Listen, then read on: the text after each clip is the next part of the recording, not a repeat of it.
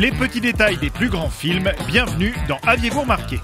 Fatigués des super-héros qui se prennent au sérieux, Peter Quill, ou plutôt Star-Lord et sa bande, ont dû vous remettre le sourire aux lèvres en 2014 avec Les Gardiens de la Galaxie, un Marvel movie fun et décomplexé. Et bien sûr, le film regorge de petits trucs qu'il fallait voir et que l'on vous propose de découvrir tout de suite. Si on cherche des petits détails dans Les Gardiens de la Galaxie, une scène particulière est l'endroit idéal, celle où la fine équipe rend visite au collectionneur et à sa collection pleine de surprises. Dans cette séquence, on peut en effet saisir pas mal de références, comme ce chien dans une tenue de cosmonaute, clin d'œil à Cosmo, membre temporaire des Gardiens dans les comics, un Chitauri ici, la race d'aliens qui attaqua la Terre dans Avengers premier du nom, ou encore un elfe noir issu du film Thor, le monde des ténèbres. Les connaisseurs ne se seront pas arrêtés là et auront sans doute vu également ce cocon géant, référence au personnage des comics Adam Warlock, qui risque de devenir important dans Avengers 3, puis un autre héros plus atypique chez Marvel avec Howard le Canard, là en haut, bien avant son apparition dans la scène post-générique, ou encore ses sangsues ici, clin d'œil à un précédent film du réalisateur James Gunn, Horribilis.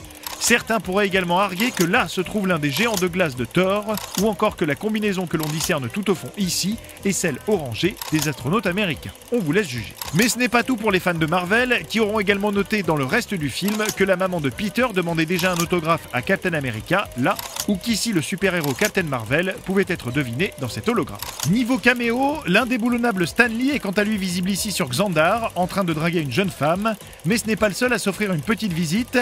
L'acteur Nathan Fillion est la voix de ce gros monstre bleu, quand le réalisateur James Gunn double lui les soldats Sakharan. L'un des hommes de main de Yondu est Sean Gunn, le frère du réalisateur lui-même, qui officia également comme doublure de Rocket Raccoon pendant le tournage.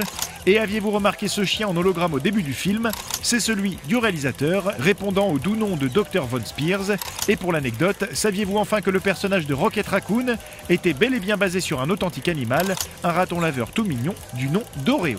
D'autres petits secrets sont à attraper dans le film, comme le nom du vaisseau de Quill, le Milano, qui prend son nom de l'actrice de Madame et Servie et Charmed, Alyssa Milano, que la jeune conquête de Star-Lord au début du film porte le t-shirt que le héros portait petit lors de son enlèvement, ou encore que lors de cette scène intime entre ce dernier et Gamora, le design de la fenêtre derrière eux reprend étrangement celui du réacteur d'Iron Man. Ce n'est d'ailleurs pas la seule référence à Tony Stark, puisque lorsque Rocket demande à Quill à combien il évalue le succès de la mission, il répond 12%, le même pourcentage de temps qu'avoue allouer Tony Stark à la construction de la tour Stark dans Avengers. On aura enfin noté qu'au bout du générique, on peut lire la petite mention « Aucun raton laveur et aucun arbre n'ont été blessés pendant la création de ce film », mais ça bien sûr, vous l'aviez remarqué, non ?